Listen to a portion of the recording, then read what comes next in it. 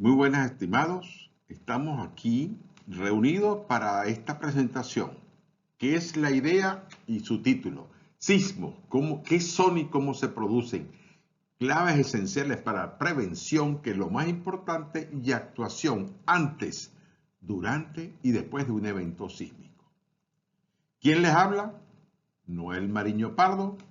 Soy ingeniero geólogo, especialista en hidrología minera de la Academia Nacional de la Ingeniería y el Hábitat, correspondiente por el Estado Bolívar, y en estos momentos presidente de la Sociedad Venezolana de la Historia de la Geociencia.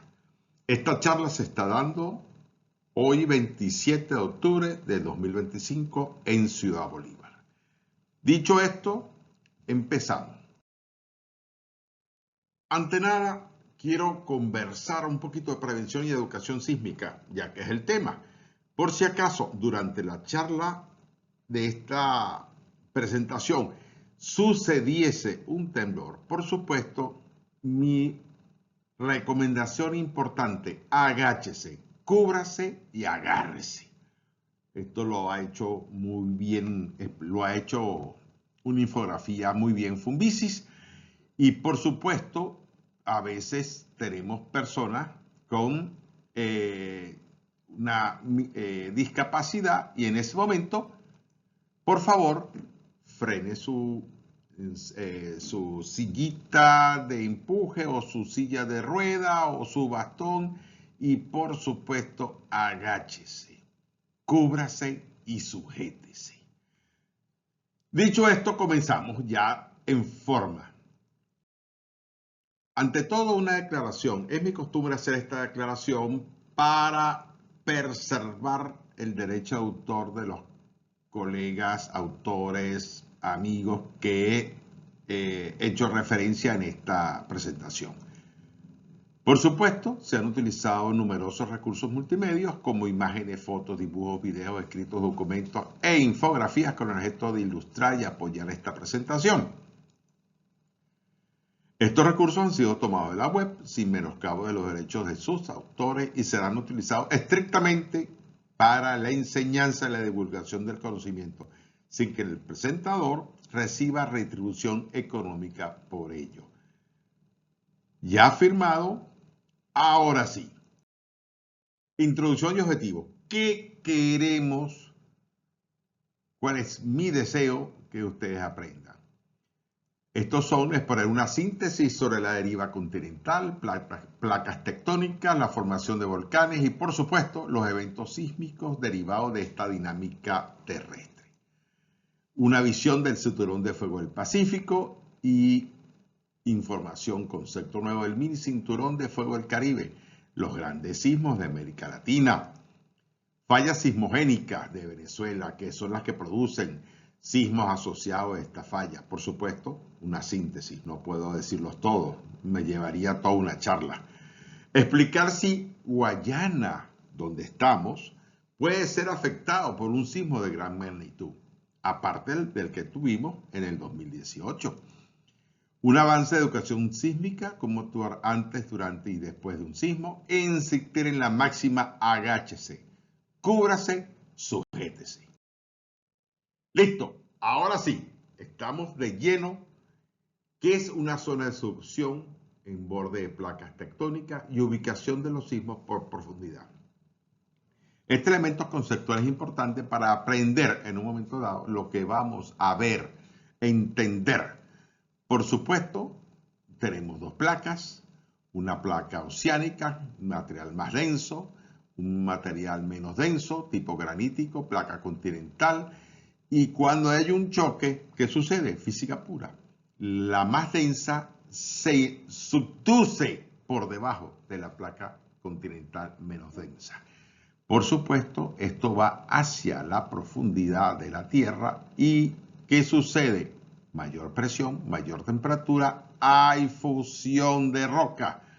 Esa fusión por densidad sube y forma un alineamiento, en algunos casos volcánicos. Ya lo vamos a ver sobre todo en el Caribe, y este alineamiento es claramente identificable que estamos cerca de una zona de sutura o una zona de subducción. Por supuesto, hay tres tipos de sismos. Un sismo que se llama de foco superficial es menor a 70 kilómetros, esto hay que corregirlo. Sismo de foco intermedio entre 70 y 300 kilómetros, 70 kilómetros y 300, y por supuesto un sismo de foco profundo mayor a 300 kilómetros. Entonces ya habíamos visto que por fusión la roca fundida, magma, sube a superficie y cuando logra salir forma los volcanes. Bueno, dicho esto, seguimos. Las placas tectónicas que dividen la litosfera terrestre. ¿Qué son las placas tectónicas? Son, de acuerdo al modelo Morbels del 2011, de acuerdo a este modelo, la litosfera terrestre se divide en 56 placas tectónicas y este modelo calcula el movimiento relativo. ¿Dónde nos vamos a ubicar nosotros en este punto? ¿Por qué? Porque nuestro interés es Venezuela y se ubica entre la placa suramericana y la placa del Caribe. Por supuesto, esto es un detalle. ¿Cuál es lo que a mí me interesa en este momento? Me interesa que la placa del Caribe se mueve hacia el este y la placa suramericana se mueve hacia el oeste. ¿Pero qué significa esto? Bueno, que Venezuela, parte de Venezuela está en la mitad. Una parte se mueve hacia una dirección y otra parte hacia la otra. Por ejemplo, Maracaibo, Falcón, parte de Sucre se mueve en una dirección, es decir, hacia el este. Y el resto, donde estamos nosotros, Guayana, se mueve hacia el oeste. Ahí nos complicamos un poquito. Pero sigamos con los conceptos. Esto está tomado del US Geological Survey y GeoMap 2018. Interesante, cinturón de fuego. Este cinturón de fuego comienza, por decir de una manera, en Chile, sube por Perú, pasa cerca de Colombia, México, la costa oeste de Estados Unidos, Alaska, Japón, ¿verdad que le suena conocido? Donde hay los mayores terremotos. Indonesia, todos nos acordamos del sismo, terremoto y maremoto, tsunami que hubo en Indonesia, y se termina en la parte de la Nueva Zelanda. En esta zona hay fosas, hay muchos volcanes, por eso se llama cinturón de fuego.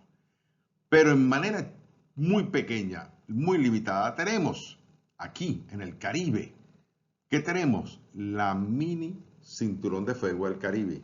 Eso fue un nombre que hemos dado últimamente, pero lo interesante es que esta es la zona de sutura y esta es la zona donde están los volcanes. Conocido, ¿verdad? Aquí estamos.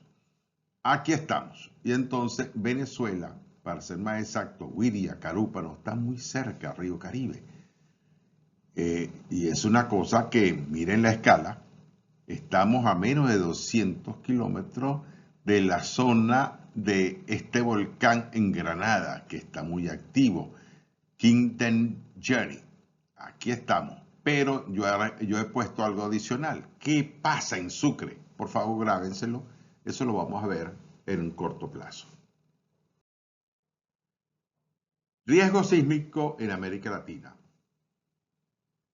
Qué casualidad lo que hablamos del cinturón de fuego. Y aquí tenemos la zona donde tenemos un riesgo muy alto de sismos.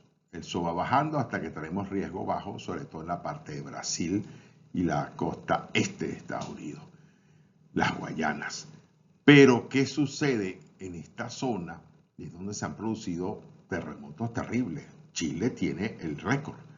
Y aquí tenemos sismos más mortíferos. México, en el 85. Esta es la cifra oficial. Yo he tenido que poner la cifra no oficial porque ronda entre 10.000 y 40.000 fallecidos. Terrible. De Guatemala, Nicaragua, Perú, ahí están las fechas. ¿Y qué sucede?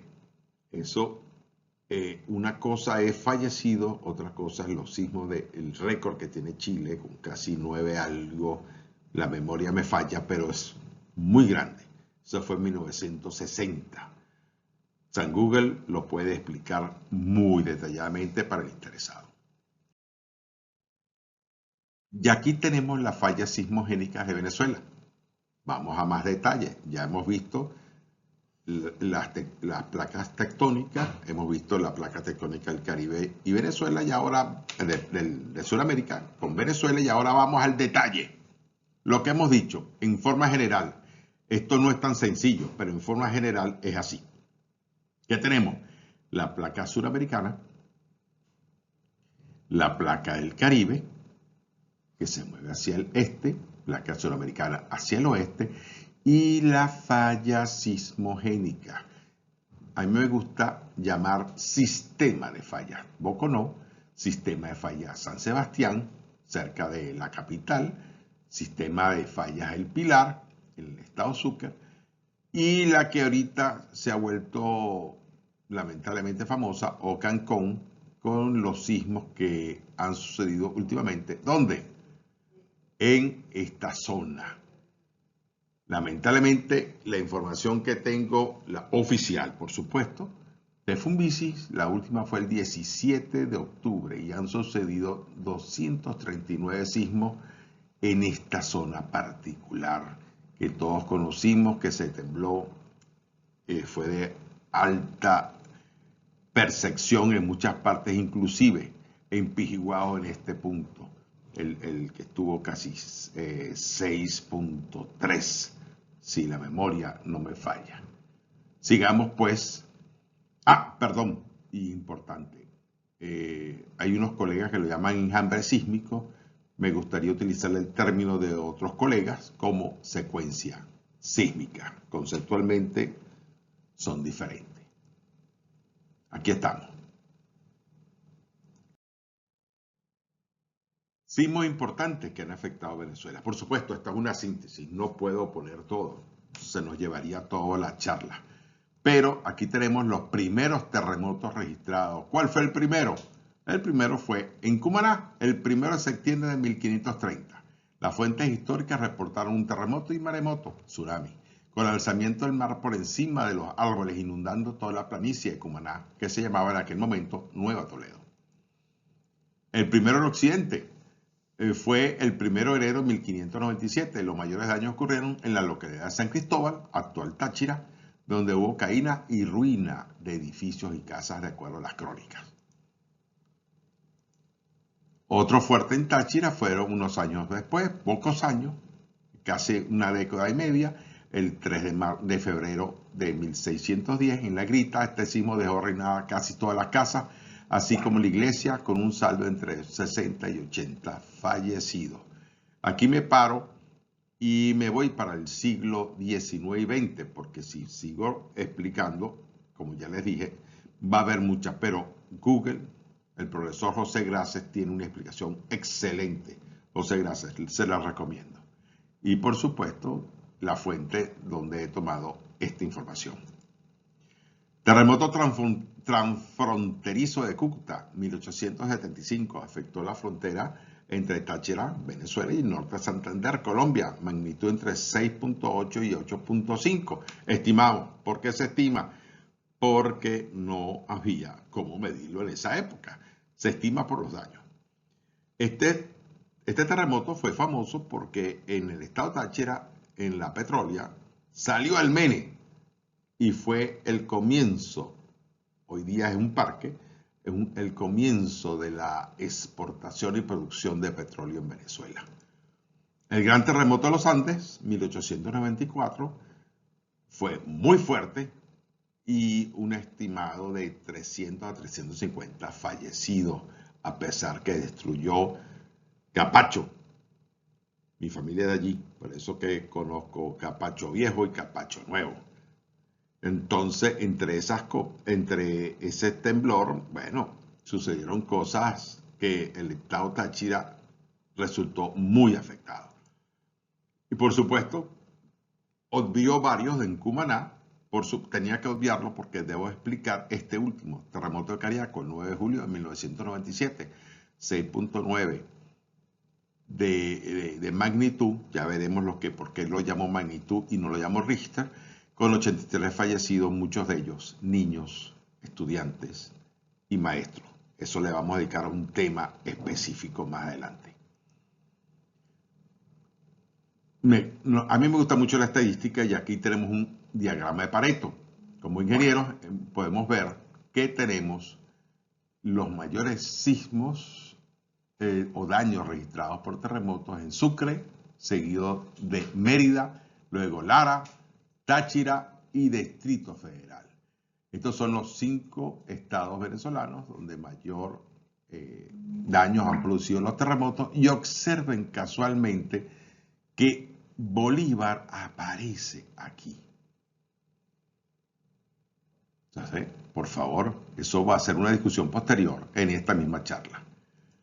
Y qué casualidad. ¿Se acuerdan la lámina anterior donde dije la falla sismogénica?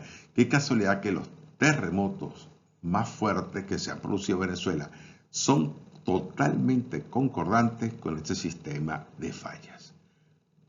El sistema de fallas Antón Oca, sistema de falla Boconó, sistema de falla San Sebastián, sistema de falla del Pilar. Qué casualidad, mucha casualidad.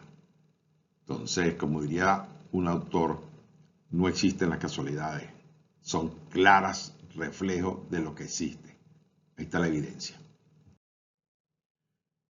Por supuesto, lo quise manejar en lámina aparte, porque a veces la gente de la capital se olvida de que Caracas ha sido afectada. Esto lo he tomado de González Betancourt, Óscar Andrés López y Elizabeth Raven del 2024. Caracas, su origen y los terremotos. Magnitud. He puesto la magnitud, ya veremos el detalle. Y el primer terremoto registrado en Caracas fue el 11 de junio de 1641 con el terremoto en San Bernabé. Destrucción de Caracas y La Guaira, más de 200 fallecidos. Ese terremoto, San Bernabé, tiene su historia. San Google de nuevo. 21 de octubre de 1766, terremoto de Santa Úrsula. No fue en Caracas, propiamente dicho. El anterior se supone que fue en el sistema de falla San Sebastián. Este fue en la zona oriental. Se estima que fue en el estado Sucre. Fue el terremoto de mayor amplitud de haber sido sentido en toda Venezuela, inclusive Antillas, Brasil y Colombia. El tristemente famoso terremoto del Jueves Santo, 26 de marzo de 1812. Estos autores consideran que fueron 2 eventos. Yo había leído que eran 3, pero lo importante es que fueron 2 epicentros con diferente hora. Vamos a quedarnos con lo que manifiestan los autores porque lo han estudiado con 2 eventos, con 1 hora de diferencia. Mérida, Barquisimeto, San Felipe y Caracas destruidas. El 29 de octubre de 1900, terremoto de San Narciso, de madrugada. Este es famoso porque Cipriano Castro se lanzó de un balcón de la Casa Amarilla y se fracturó un pie. Entonces, ¿qué sucedió? Bueno, destrucción de Caracas, La Guaira, Macuto, Guarenas, Guatire. Miren la magnitud. Entonces, observen las magnitudes. Y observen el último, el terremoto centenario, 6.6. Caracas debe tener educación sísmica necesaria, simulacro, tanto en colegios como en oficinas, porque la estadística es evidente. ¿Qué pasó en el cuatricentenario? Daños graves en Caracas y Caraballeda. Yo lo viví. Yo tengo 70 años. Tenía 12 en aquel momento. Lo vivimos y lo sentimos. Fue mi primer terremoto, para decirlo así, y quedó en la memoria. ¿Cómo queda en la memoria? Como lo que dice el Nacional. 35 segundos que Caracas nunca olvidará. Y es verdad. A mí no se me olvida. Imposible. Seguimos. Y la pregunta clave. ¿Puede Guayana ser afectada por un sismo de gran magnitud?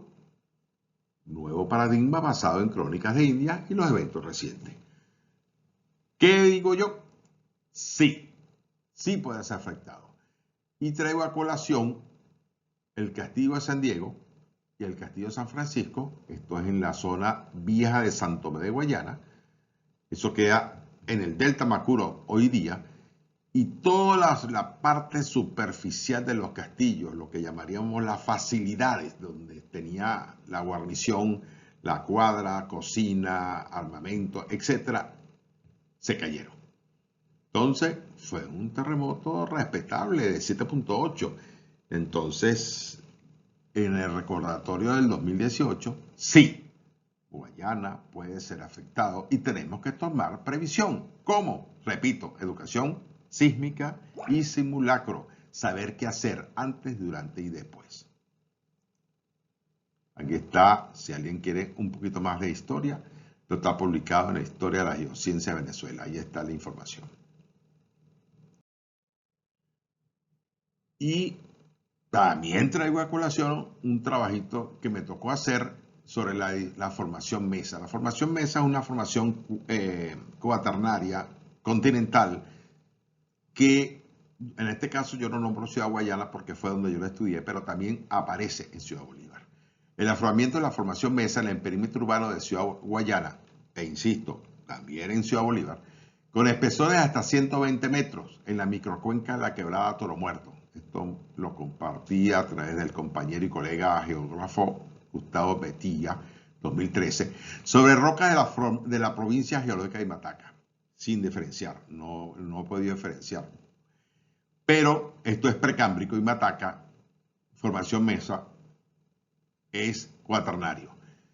Pudiesen inducir este espesor de 120 metros a comportamientos análogos a depocentros. ¿Qué es un depocentro? Es donde se deposita sedimentos, como los que aparecen en varias organizaciones de Caracas, como Altamira y Los Pedorantes, que llegan a medir 320 metros de espesor, y San Bernardino, con la misma espesor que fueron detectados en la microcuenca de la quebrada Toro Muerto, 120 metros. Por ejemplo, esto es yendo hacia Cambalache, tenemos la formación Mesa, la capa superior de lateritas, la media de arenas sueltas y abajo que no se ve unas capas de caulinita. La escala práctica. Este joven mide 1,70 y dése cuenta de la magnitud del espesor en ese corte. Y para justificar esta información, este es el trabajo de Hackley y otros autores, 2006. Él antepone la formación Mesa aquí. He agregado la formación Mesa en San Félix por los trabajos que hicimos con respecto a las cárcavas. También están en internet. Y esta es la frontera entre los estados Anzoátegui y Bolívar. ¿Qué significa esto? Bueno, aquí tenemos Monagas, aquí Anzoátegui. Y dése cuenta de la situación total del afloramiento cuaternario de esta formación Mesa que produce depocentros en ciertas áreas. Cambio de paradigma en el escudo de Guayana. Sí tiembla. El colega doctor Fran de Mar, con otros autores en el 2025, publicaron investigación macrosísmica de sismos recientes. Esa data no la pude tener yo. Yo había visto que en Guayana temblaba más que en Caracas, caraqueño de Mari Pérez. ¿Y qué sucedió? Cuando yo veo que por qué tiembla tanto en Guayana, el doctor Adomar aprovechó, utilizó la data de Funvisis y logró esta información, que la transmito y comparto. En el rango de profundidad entre 45 y 150 kilómetros, con sismos magnitudes mayores o iguales a 50, que estén vinculados a la zona de extrusión suramericana atlántica del Caribe Oriental, se observa, se determina que Ciudad Guayana y Ciudad Bolívar, emplazadas en la margen más septentrional del escudo de Guayana, muestras intensidades sísmicas que no respetan un patrón normal de atenuación con la distancia. Es decir, que parece que fue aquí al ladito, el vecino. Y el otro elemento, esta situación requiere que la norma sismo resistente venezolana del 2019 sea debatida y revisada. Mucha gente no está de acuerdo, la mayoría sí lo está, y yo estoy muy de acuerdo que se revise porque la información evoluciona, todo evoluciona, y si hay algo que debe ser revisado y debatido, sobre todo los que son ingenieros civiles presentes en esta sala o son los oyentes, yo lo sugiero y me comprometo a ayudarlos en la discusión o los contactos con el doctor Oldemar. Ahí está la fuente para que lean en detalle todo lo que allí se comenta. Ajá. Y por supuesto me dicen, pero ¿dónde está la evidencia? Aquí está. Sismicidad instrumental entre 35 y 300 kilómetros de profundidad de enero a diciembre de 2023. El doctor Fran Oldemar en plena exposición, y aquí está la evidencia. Miren los epicentros de todos los sismos que han sucedido entre enero de 2000 y diciembre de 2023. Aquí está todo esto. Guiria, Río Caribe, Carúpano, Irapa. Por eso que se sienten tan fuertes. Y estos sismos son sentidos en Guayana. Y usted mira, y bueno, ¿pero será? Sí. Por ejemplo, el último sismo se sintió hace unos días, el 24 de octubre a las 7:50. Y para que vean que la información ahorita es global. Aquí está la información que antepone Fumbisis, lo pone en 4.7 y su ubicación. Aquí está la Universidad de la West Indies de Trinidad, la coloca aquí y le da 5.1 de magnitud y lo coloca allí. Esto fue a los 5 minutos porque fue una respuesta automática. La US Geological Survey de Estados Unidos lo coloca en 4.8 y tiene su mapa. Y por supuesto, el Servicio Geológico Colombiano también lo midió y lo coloca aquí y le da 4.8. Entonces me preguntarán, caramba, ¿y qué hago si todos están diferentes? No, usted coloca la fuente.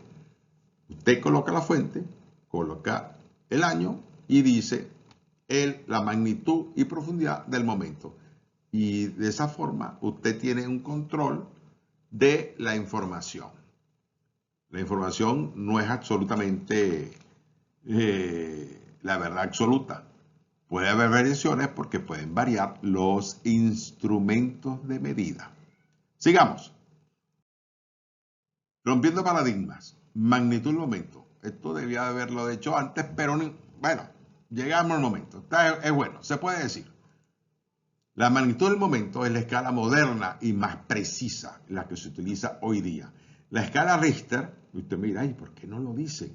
Tiene limitaciones y hace más de 30 años que no se utiliza, sobre todo para terremotos mayores, a 7 de magnitud. Fue diseñada para sismos locales y sobre todo instrumentos analógicos. Hoy ya todos son digitales con una precisión absoluta. Por eso que se utiliza la magnitud del momento y no se utiliza la escala Richter, aunque ciertos noticieros todavía se empeñan en decirlo. Y la magnitud de un evento se mide utilizando, es una función matemática logarítmica, es decir, es exponencial. Y hay un paradigma que quiero romper, que mucha gente dice, menos mal que está temblando, porque así se disipa la energía. Pues no, pues no. Un sismo de 6 de magnitud corresponde a 32 sismos de 5 de magnitud. Un sismo de 6 corresponde a 1024 sismos de 24 de magnitud.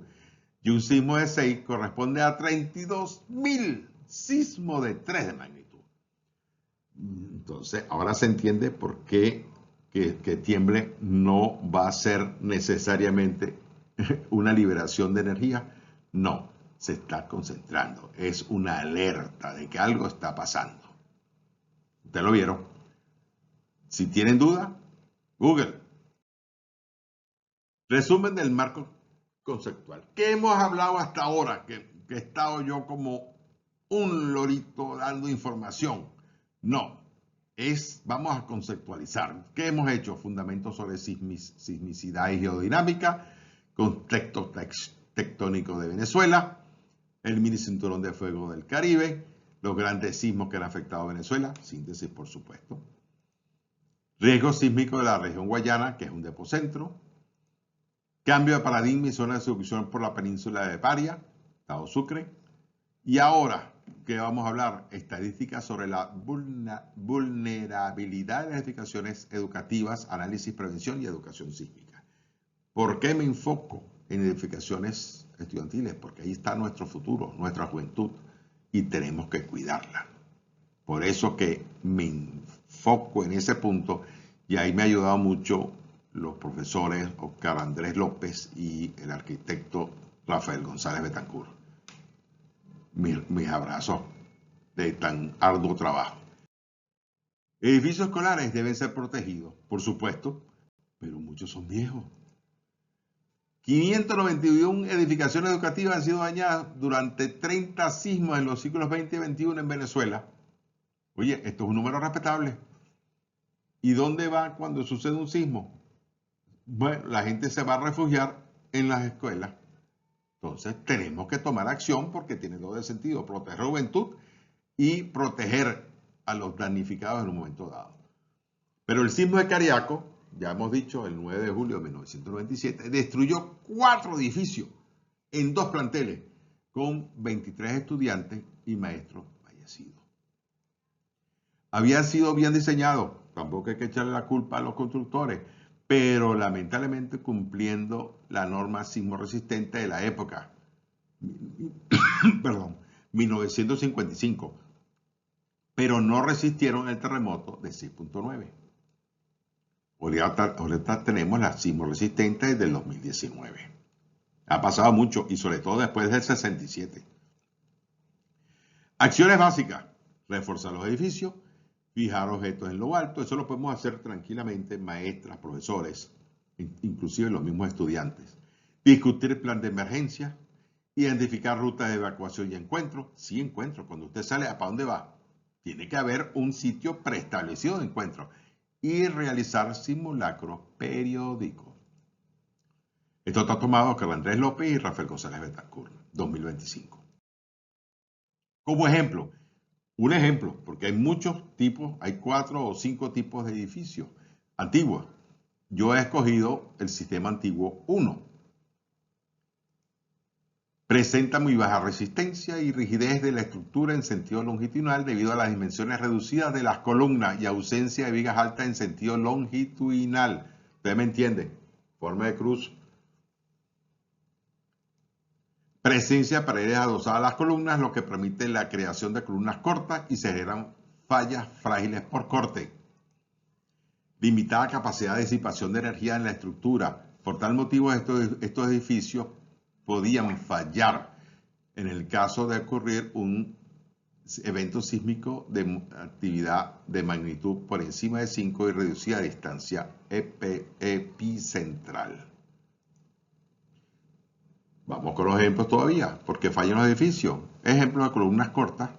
Miren cómo se manifiestan las columnas en un solo sentido. No hay cobertura en el sentido longitudinal del edificio. Adosado totalmente las paredes a las columnas. Y este es el caso. No quiero ser dramático, pero es que es la única forma que ustedes como ingenieros entender lo que pasó. Este es el Liceo Raimundo Martínez Centeno en Cariaco. Mire cómo falló la planta. Pero ¿qué pasó aquí? Hubo aplastamiento del primer entrepiso de la planta baja. Esto era 3 niveles. Se convirtieron en 2. Y por supuesto las paredes fallaron. Y esta es la Escuela Valentín Valiente, Antiguo 1. El anterior era Cajetón Mob Minduro. Son los nombres específicos de estos edificios. Y mire cómo falló. Falló la estructura. Esto está tomado de Wilmer Marín, Fumbisis, 2006. Y esto es un detalle de lo que está sucediendo en el refuerzo estructural de la edificación Antiguo 1. Miren observen, esto fue un reforzamiento que se hizo en estos liceos. Por supuesto, al despejar la pared, se da una información de que las columnas altas están en una sola dirección, lo cual no está permitido en la norma sismo resistente del 2019. ¿Qué se propone? Se propone este tipo de encerramiento para dar mayor rigidez, la cruz de San Andrés, y los profesores dan mucha información, tanto Gustavo Coronel como Oscar Andrés López, y hay otro que se me olvida. Por favor, tomar en cuenta que sí hay que reforzar, sí hay que reforzar. Por eso es mi insistencia, y ustedes lo ven, lo vieron con la evidencia. Esto está tomado de varias fuentes: arquitecto Rafael González Betancur, de Fede propiamente dicho, y Hernández 2004. Claves para actuar. Voy a cambiar. Ya hemos visto la situación, vamos a cambiar. Claves para actuar antes de un sismo en el hogar o en la oficina. Acciones cruciales para reducir riesgos y asegurar respuesta rápida. Selecciona un lugar abierto y seguro para la familia o de los compañeros de trabajo. Hay que señalarlo. Mira, nos vamos a reunir en este estacionamiento, apartado de la edificación. Prepara un morral que incluya botiquín y primeros auxilios. Y debe haber un coordinador de evacuación que debe tener a mano este botiquín, o en la familia el padre o la madre. Coloca las llaves en una repisa cercana a la puerta de salida, pero no muy cerca para evitar los ladrones. Pero sí, yo las tengo, en mi caso personal, las tengo guindadas en un punto y no la tengo tirada en cualquier sitio. Toda la familia sabe dónde están las llaves. Asegura y reubica objetos pesados que puedan caer, y ya lo vamos a ver. Esto es delicado. Y una infografía de Fumbisis que es muy claro. Las llaves en su sitio, primeros auxilios, toda la familia sabe qué hay que hacer, y cuidado con los objetos colocados en posición de altura.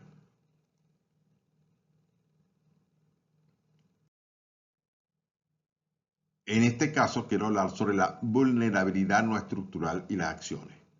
Por ejemplo, miren esta biblioteca de algún punto no identificado, pero ¿qué sucede? La biblioteca se fue de lado y todos los libros cayeron. Esta biblioteca debió haber estado sujeta a la pared. Si hubiese existido una mesa de estudio típica de biblioteca, bueno, los niños, si no se hubiesen tomado las previsiones de agáchese, cúbrase, sujétese, hubiesen sido afectados, heridos, en el mejor de los casos. En el peor, no quiero ni nombrarlo. Y por eso existen medidas de mitigación sencillas, como sujetar los estantes y colocar cinta elástica o alambres o una madera para evitar que los libros salten. Igual sucede en una oficina con los potes, sujetar los estantes y colocar un borde elevado para darle mayor estabilidad a lo que usted almacena. Y observen, ¿esto es correcto? La foto es vieja, pero todo el mundo sabe que usamos estos proyectores de transparencia. Si sucede un sismo y estos dos niños no se mueven con la rapidez del caso, seguro que esto les cae encima, produciendo heridas que podían ser fatales. Esta fuente es de Wilmer Marín, Fumbisis, 2006, y esta es una visión del morral. ¿Qué debe tener un morral? ¿Qué cosa debe ser un morral? Y por supuesto, se sugiere que contenga estos elementos básicos para 2 personas: alimentos no perecederos, agua, barras energéticas, abrigos impermeables, artículos de aseo, linterna, radio a pila y opcional documentos importantes, cédula, documentos de la casa, del apartamento. Alcaldía de Baruta, la información. Y claves para actuar durante el sismo. Estas acciones exigen estas acciones exigen la máxima universal de seguridad sísmica. Mantenga la calma, sé que es difícil, pero es necesario. Y protéjase debajo de una mesa, escritorio o pupitre. Y la gente dice, ay, pero si se cae el edificio. Un momentito, ese es el menor de los casos. El mayor de los casos, las cosas se caen. Por tanto, agáchese, cúbrase, sujétese. Ubíquese en posición fetal al lado de una de las columnas si no hay muebles para protegerse. Esto es muy discutido, pero si no más nada, haga algo. Lo peor es no hacerlo y cúbrase. Aunque la recomendación principal sigue siendo agáchese, cúbrase, sujétese. Reaccione con serenidad y mantenga la calma para evitar accidentes. Control emocional, contrólese. Difícil, pero necesario. Reduzca la velocidad si estás conduciendo y estaciona el vehículo en un sitio. Esto lo comparte Fumbisis en su infografía, y aquí estamos lo que hay que hacer. Los niños debajo de los pupitres, usted si está en una posición despejada, haga así. Cuidado con salir, mantenga la calma. Es preferible quedarse adentro y no salir cuando sigue temblando por caídas y empujones y pánico. Por eso salen los simulacros. Y si está en un carro, estaciónese. Por ejemplo, este sismo fue en Puerto Ordaz el 30 de agosto de 2020. Yo había dado la charla, la gente sabía qué hacer, sabíamos quién era el coordinador, sabíamos dónde reunirnos y cómo bajar.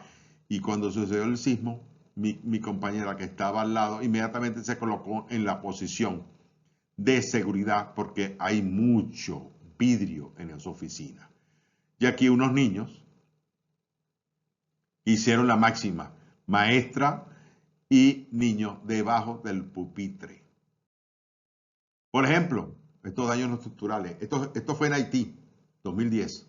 Miren, esto cayó sobre la mesa de los infantes preescolar. ¿Qué pasa si hubiesen estado allí? No se mueren, pero sí salen dañados, por lo menos cortes. Y miren esta pared en un colegio. Esto es friso. Esto causa heridas. Entonces, protéjase, agáchese, cúbrase. Y las claves para actuar después del sismo.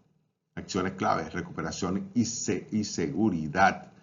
Estas acciones se centran en evacuación segura y prevención de riesgos secundarios, caída de friso, ladrillos, vidrio o pánico. Agregaría, desaloje con prontitud y en orden la escuela, casa o lugar de trabajo.